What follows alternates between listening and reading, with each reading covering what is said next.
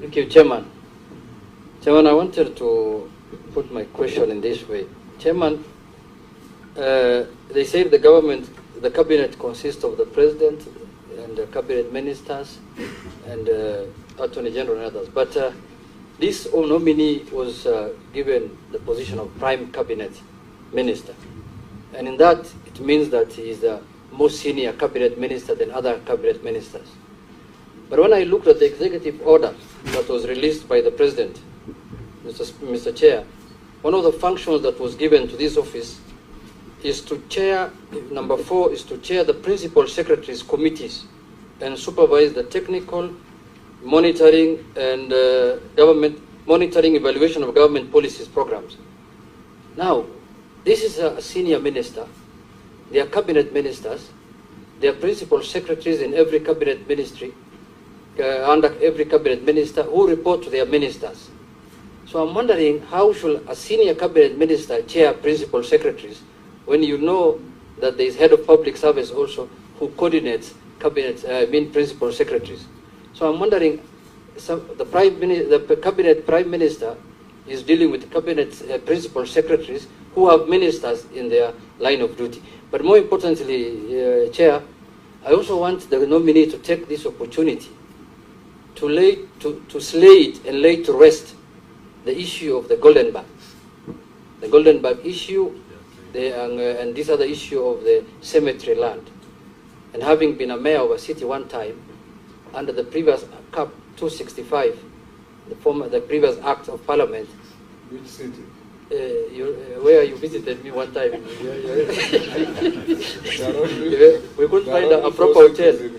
I couldn't find a proper hotel for you, but you visited the city with one street. So, Mr. Speaker, Mr. Chair, that cap required the approval of the cabinet minister for the county councils and municipalities for functions that they were supposed to do, including approving their budgets. So I want him to take this opportunity today to lay this matter to rest once and for all. And lastly, I wanted to ask the nominee whether he's happy with his office of Kenya Railways, whether that office is suitable for a prime cabinet minister. Nishimbogo. Thank you, Chair. Chair, before I ask my question, I want to put a rejoinder on what Honorable Junet has just said in the issue of Anglo-leasing, Golden Bag, and the cemetery land scandals. I would ask a question to Honorable Musalia.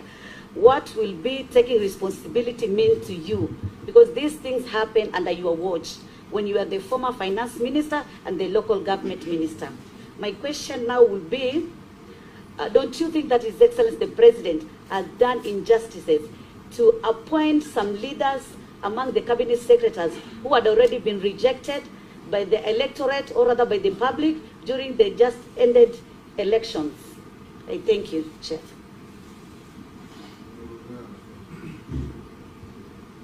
Thank you, Mr. Chairman. This is to the nominee.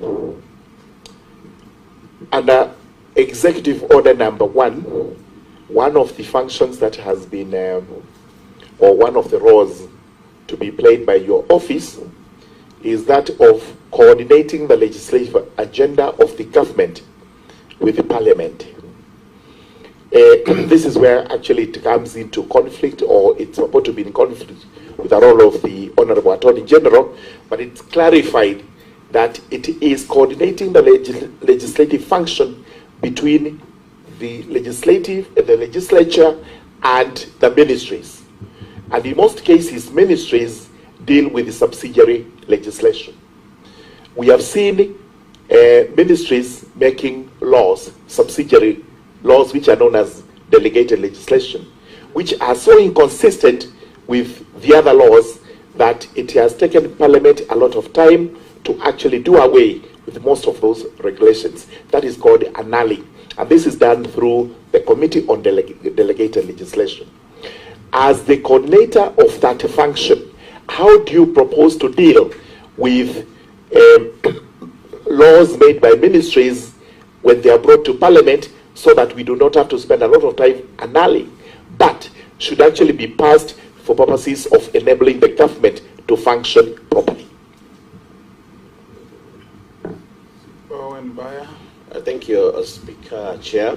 Honorable Musalia Mudavadi, taking your experience in economics and having served as Minister for Finance in this country, looking at this country, the cost of living is very high. We have issues of the subsidies in fuel and unga and all that. How would you advise the President on how to bring down the cost of living, how to work around the issues of subsidies and bring down the cost of fuel in this country, and what would be the expectations of Kenyans in terms of economic revival and economic uplifting as you take office as Prime Cabinet Secretary? Thank you. There we go. Nominee.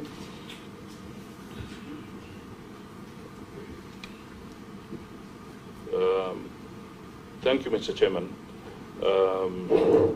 I just want to state the following. That when we look at the functions of the Prime Cabinet Secretary, as NB said in Executive Order Number 1, the whole aspect of coordination, technical evaluation, monitoring of programs, policy formulation, and even projects. Mr. Chairman, I think working with the principal secretaries is going to be a very, very important function of this office. It is important for us to acknowledge that principal secretaries are the accounting officers.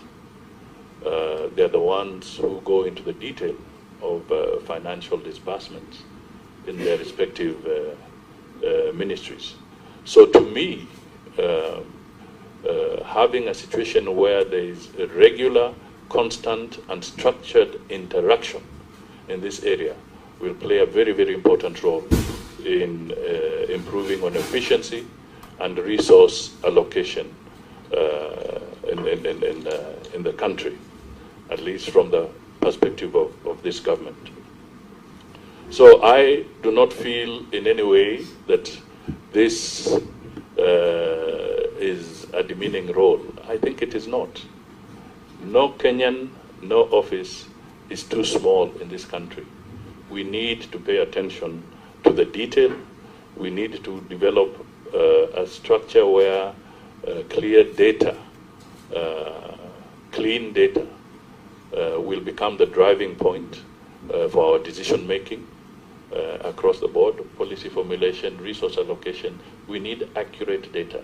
And I think it is important that we have a blend of the politics working with the technocrats to try and tease this out for the betterment of the country. I also want to state again that I did address the issue in my opening remarks around Golden Bag, and I want to assure this committee and the country at large that my conscience is clear. My conscience is clear. This was a menace to this country. It was a program of export compensation, which was a policy position of the government of the day to try and spur exports in this country. And then it was abused. And in the process of it being abused, it caused havoc. And I would really plead that the members of the public, and more so I would appeal through members of the Fourth Estate here, if they can help Kenyans to dissect the Judicial Commission of Inquiry report